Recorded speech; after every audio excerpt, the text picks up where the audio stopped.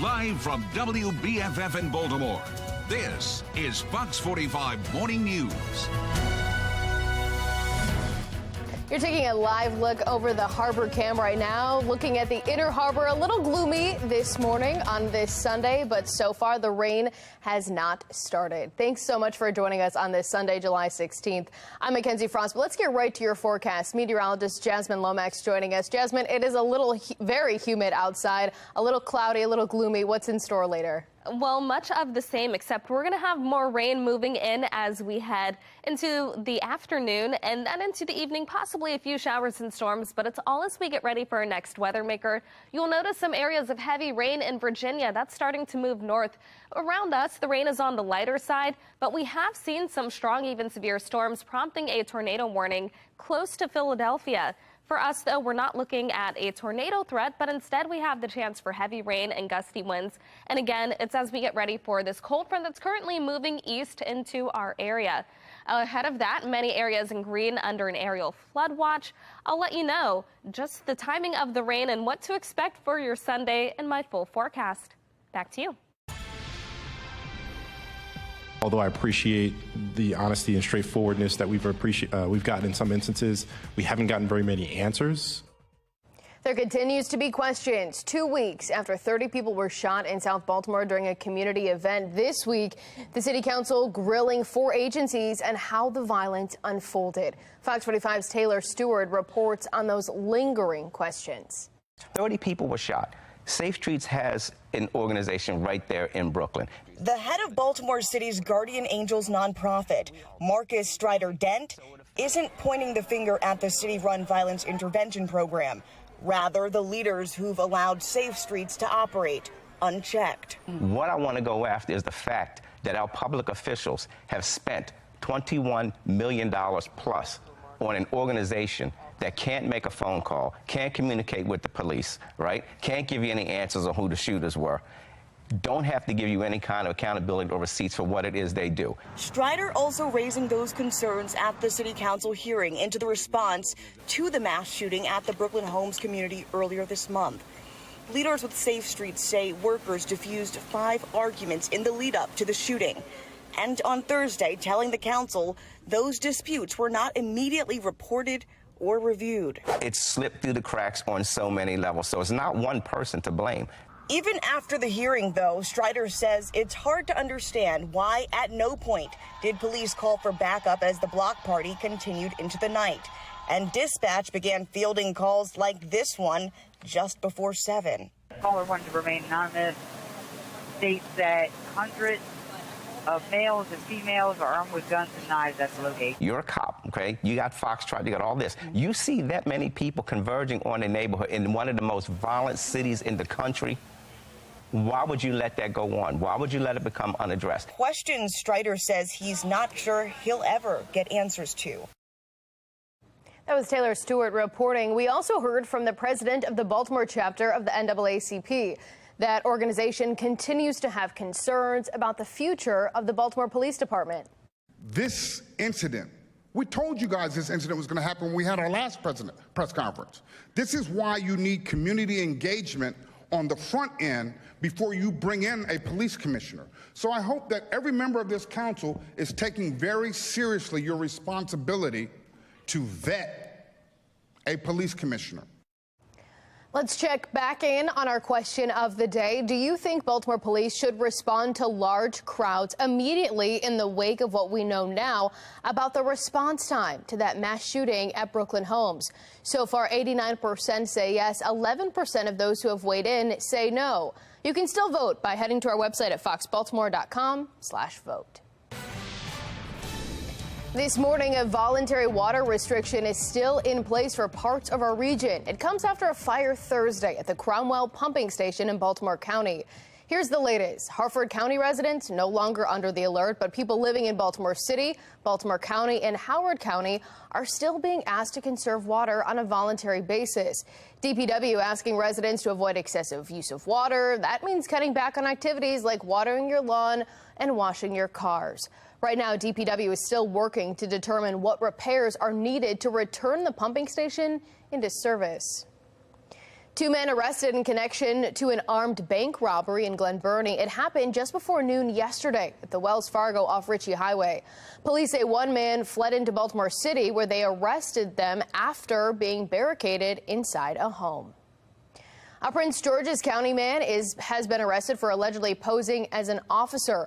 The Greenbelt Police Department says last weekend the man pulled someone over, even displayed a badge and a weapon. Police say the person recorded the incident, which led to that man's arrest. Maryland's top prosecutor is calling for change when it comes to juveniles getting away with crimes, while they are blaming the current laws on the books. And our latest weather makers leading to rain and storms around the region. I'll let you know the timing of the rain and impacts we could see in my Weather Authority forecast.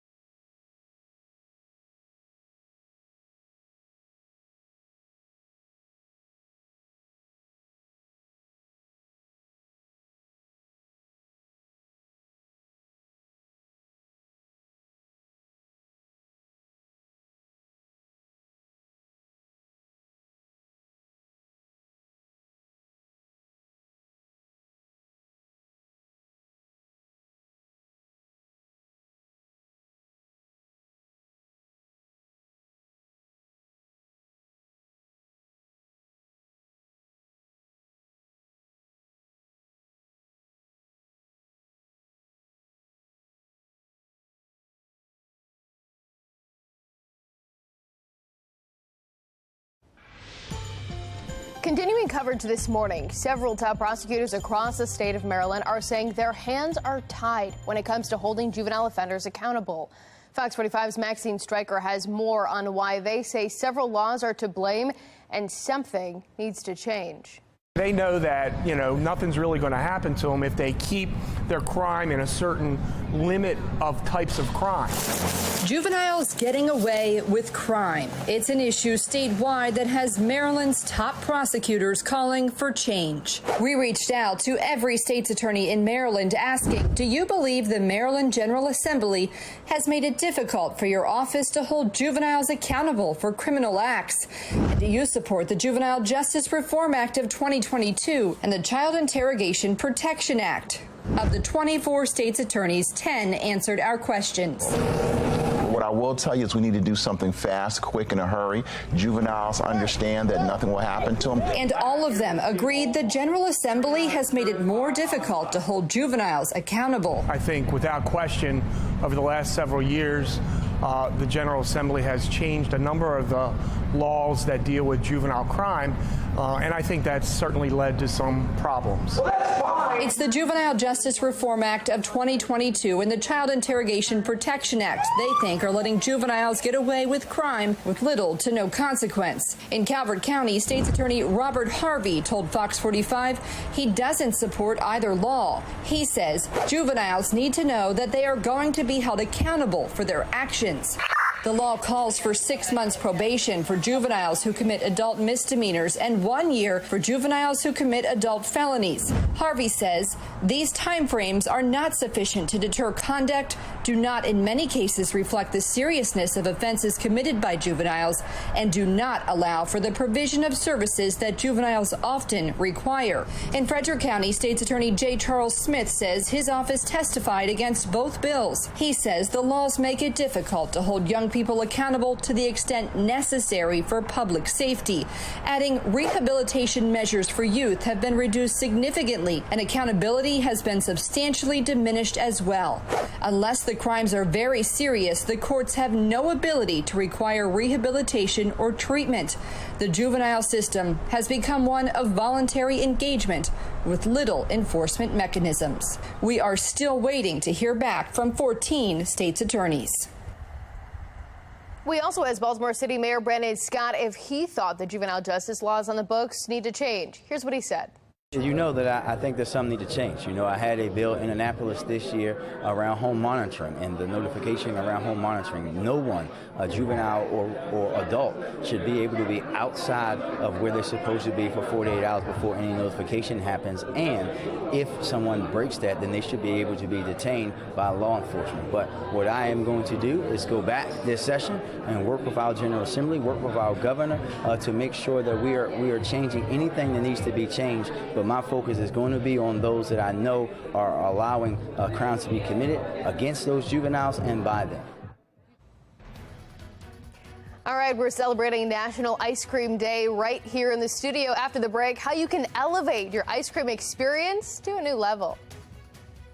And get ready for a battle that will have your heart melting. Look at those photos. Still ahead, how you can vote for your favorite pet. You're watching Fox 45 Morning News, all local, all morning.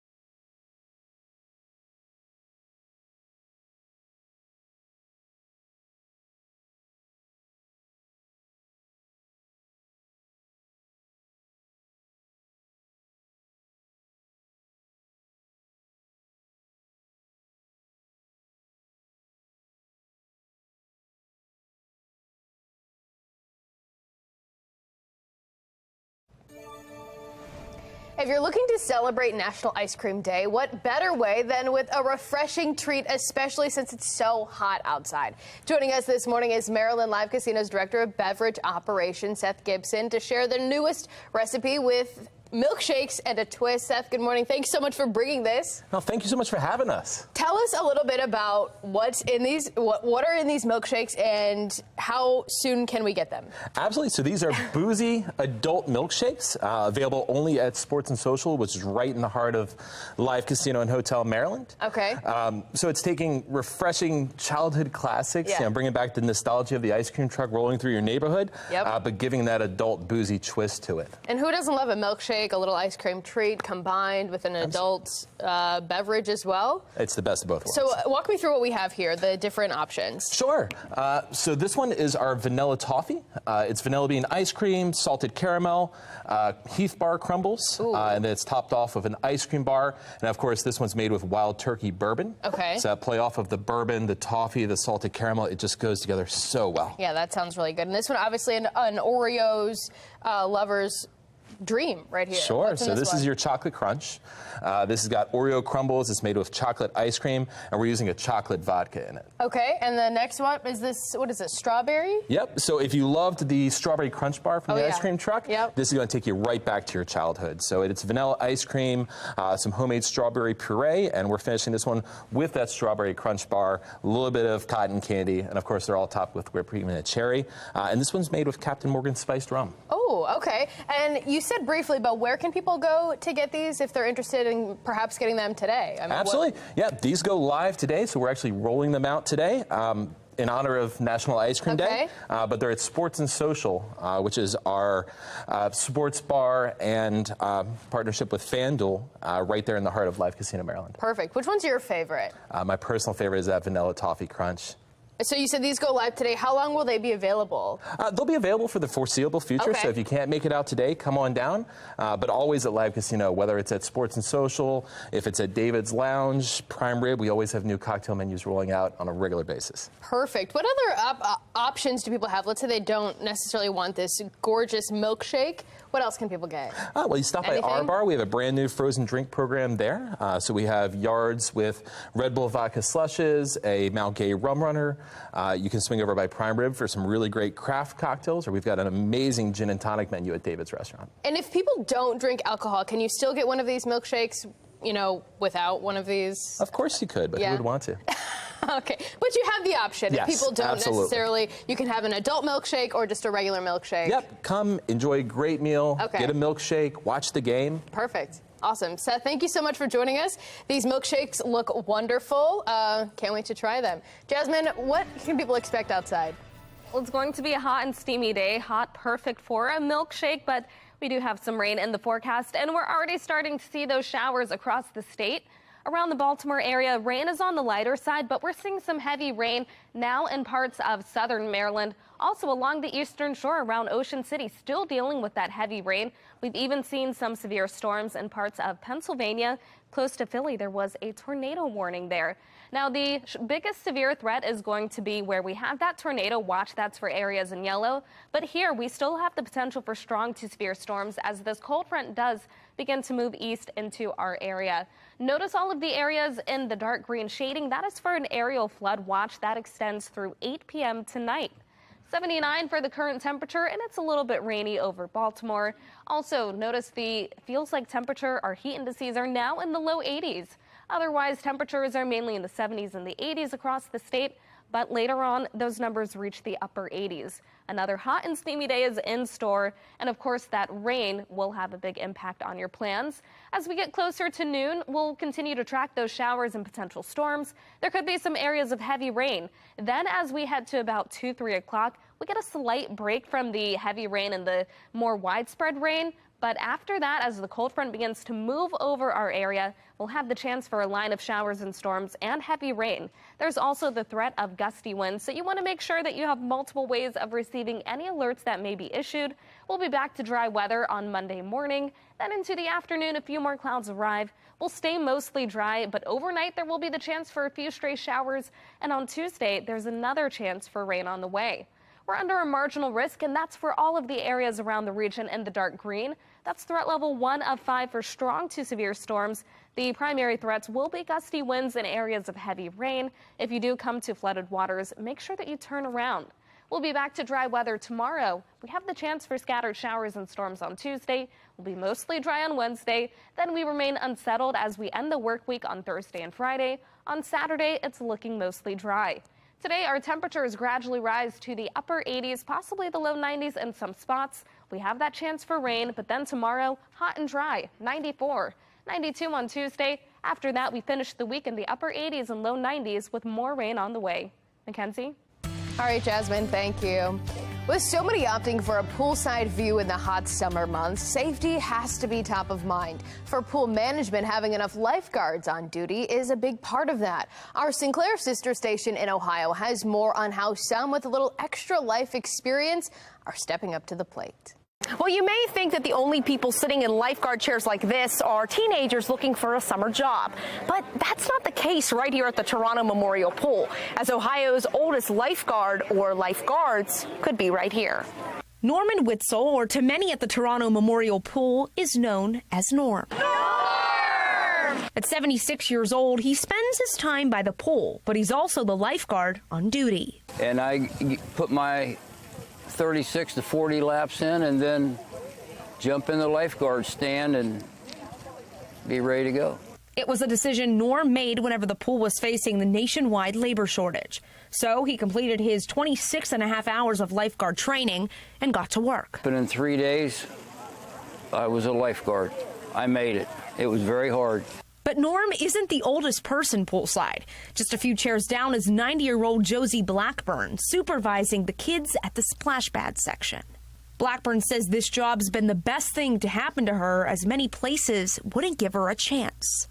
I got so tired of sitting around and not having nothing to do, and I put my application in McDonald's, and they said, we can't hire you, you're 90 years old. And I was so upset. But now she's found the perfect spot for her, helping little ones stay safe and proving age is just a number. I am just so happy to be here. I can't even tell you how happy I am. Gives me hope in my stage of my life that I can do what I want to do. And don't worry, both Norm and Josie say they plan to be right here poolside as long as their bodies will let them. In Toronto, I'm Chloe Messagaitis, News 9. With it being very hot and humid out, Christmas is probably the last thing on your mind, I guess, unless you're me. But not for a mentoring group called Level Up. They had Christmas in July for kids in Baltimore yesterday. We spoke with the group, and they say these events are important to reach out to youth and help them get through the traumas from the violence they may experience in the city. We just doing something for the kids that they all like. We're doing Christmas in July. So instead of just, waiting until Christmas, why not just do it in July? We're trying to be the change that we want to see here in Baltimore City. This type of violence, this type of trauma actually impacts our children, and so any recreation that we can provide them, any assistance, any mentorship that we can provide them, we try to do so that way they can reach that level of success that we all want our children to achieve. Jason also says they're always open to more volunteers, mentors, and people to donate to help them with the kids in the city. And a pool party at Druid Hill Park, giving teens the chance to beat the summer heat. It's all part of the Mayor's Office of Children and Family Success's Be More This Summer plan. The program helps to plan free events and activities for teens all across Baltimore. Yesterday's event had everything from food trucks to games, and one volunteer says events like this make a big impact in the community. There has been a lot going on in the community, and it also helps keep kids off the street so there aren't as many children dying as there should be or at all. It also helps uplift the community as well, because a lot of people have lost their lives, and we want to at least keep the spirits up in the city. The next pool party is happening next Saturday, July 21st at Lake Clifton. And something to put a smile on your face this morning. Here are the year's finalists for the Comedy Pet Photo Awards. We have a cat performing his best victory pose. Absolutely love that. A dog leaping through the air.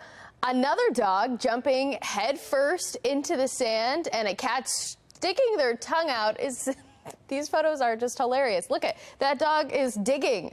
Who else dug a hole in the sand? That's so relatable. There are even more photos up for the award, with all 24 finalists being judged by a panel of expert animal lovers. How do I get that job? A winner will be announced early next month. If you want to join in the fun, you can vote for your favorite pet at comedypetphoto.com. And the Powerball lottery jackpot has spiked to a staggering $900 million. No ticket matched all 6 numbers in yesterday's drawing. The jackpot for tomorrow will be the 3rd largest Powerball jackpot and the 7th largest U.S. lottery jackpot. The winner also has the cash option value of $465.1 million. Showers and storms continue today. Meteorologist Jasmine Lomax will let you know what you can expect for the work week in her exclusive 10-day forecast.